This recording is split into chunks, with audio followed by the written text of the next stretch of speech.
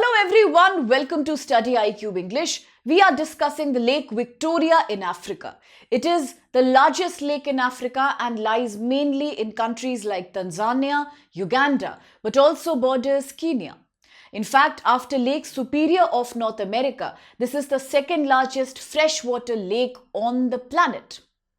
Another important fact about the lake is the Kagera River, because the Kagera River is the major river that empties itself into Lake Victoria, and now given the sheer size and the important transnational location of this lake, it supports massive amount of freshwater reservoir, freshwater fisheries. In fact, one of the largest such freshwater fisheries in the world is found here. It also provides about 1 million tons of fish to people throughout the year. It supports employment for another 2 lakh people, a source of livelihood, say for about many more, for about 4 million people across the region. But today there is a problem. We all understand the kind of toll climate change and global warming takes on water bodies, and therefore even Lake Victoria today is falling victim to climate change, to global warming, to excessive amount of pollution and contamination, because right now the lake is under threat. The color of this beautiful lake has today turned a haunting green color, shows repeated cases of algae bloom, complete toxification of water here, and scientists are saying that the damage has crossed a dangerous level. This is also going to impact, in fact it is already impacting the Nile River system downstream. So here you can have a broad look at the location of the map. As we discussed, that is surrounding countries like say Tanzania, then you have Uganda as well as Kenya. So here's the famous Lake Victoria. Now let's understand a very important topic from GS3 perspective, climate change and environment. This Lake Victoria has been experiencing a permanent green toxic algae damage. This is a permanent damage because earlier the algae blooms in the lake were seasonal. They used to happen, say, in the high heat times. But now what is happening throughout the year? In a perennial fashion, green algae blooms have become a permanent phenomena, creating a serious ecological damage to the water body right now. And the water of this lake, therefore, has also started looking a dangerous hue of green. Completely unfit for consumption and very dangerous because so many people depend on this lake for their routine necessities. It is dangerous because the lake is supporting about 47 million people across this area. That's a very high number of population, and in Kenya, Tanzania, Uganda, many more people will face food insecurity, water shortage and livelihood loss because of that. Now looking at how important is this lake for the local population, we in India understand the value of wetlands like no one else. In fact, India has recently added another set of wetlands to the total Ramsar Convention site on wetlands. Yes, the treaty from 1971 in the city of Iran that we keep talking about. If you remember recently, there are many oxbow lakes, many man-made lakes. For example, the Alwar lake that we have added to the wetland list. Why? Because we know that wetlands are not just about being bodies of water, but the way they recharge the underground water, the way they act as carbon sink and source of food for people is undeniably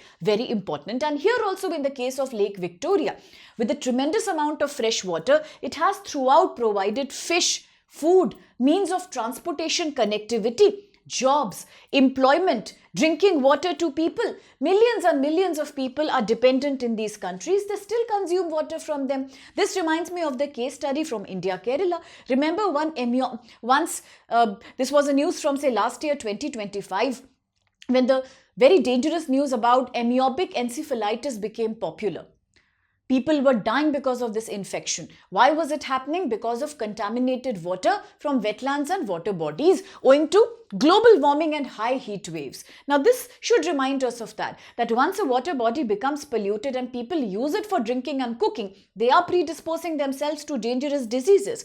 Today what is happening? The lake is experiencing algae bloom. But what do you mean by that? We are also looking at nutrient pollution, eutrophication in the lake. This means that This is a process where too much nitrogen and phosphorus are now entering into water bodies. This is a typical sight, not just in Africa, but also if you look at our own cities and villages, you might have seen the thick moss-covered, algae-covered water. Often they are also covered with plants like water hyacinth, invasive species. What do we get to see? We feel that the lake is a complete discarded waste site, but actually it's not. It is a wetland. It is an important area, although the water inside has now become severely polluted. That is what is happening here also. This causes too much algae growth. And then what happens? What about the nutrient? Fertilizer, agriculture runoff. Apart from that, untreated dirty sewage water, industrial factory discharge, livestock manure, soil erosion, water runoff, rainwater washing, everything enters the river ultimately. Rivers eat up all of this waste. Then, naturally, it is this process that leads to too much algae deposition. When algae starts blooming, then again we see another phenomena very common. This is known as the concept of BOD. We have discussed the concept in detail in previous classes. That is also something that makes our water bodies unfit to use. Now, there are many rivers that are connected to Lake Victoria. We just talked about the river Kagera. Similarly, there are many more. Say for example, Zoya and Yando River. Both these rivers are also major flood-prone tributaries flowing into Lake Victoria. They all come from Western Kenya. Very important for agriculture, but the kind of sedimentation, the kind of mud, silt, at the same time, pollutants that these rivers bring with them is also a cause of concern for Lake Victoria overall. Especially if you look at the Zoya River, then this is bringing about 22,000 kgs of nitrate per day. This is most common in heavy rain season. So you see how tributaries are also feeding too much contamination, too much toxins in the river eventually. And then once the water is completely toxificated, the water is dirty, that will keep on encouraging cases of algae bloom. Now this picture that you see here is a typical example of microcystin. This is a very dangerous microorganism. How does it happen? Why? Because when you look at a toxic water lake, the main harmful algae that produces the contamination is Cyanobacteria. You may have heard about Cyanobacteria as the blue-green algae. Very common in news, yes? Now, within Cyanobacteria, there is a species known as Microcystis, a very important species because it is a toxin after all. This is a group of very strong and at the same time toxic heptapeptides. Who produces that? Cyanobacteria, the famous blue-green algae. And what do? If it enters human body, it can cause hepatotoxicity. What is hepatotoxicity? Remember, hepatic cells of the liver. So it can damage the liver. It can cause hepatitis-oriented infections in humans as well as in animals. Now, this microcystin acts as a liver toxin.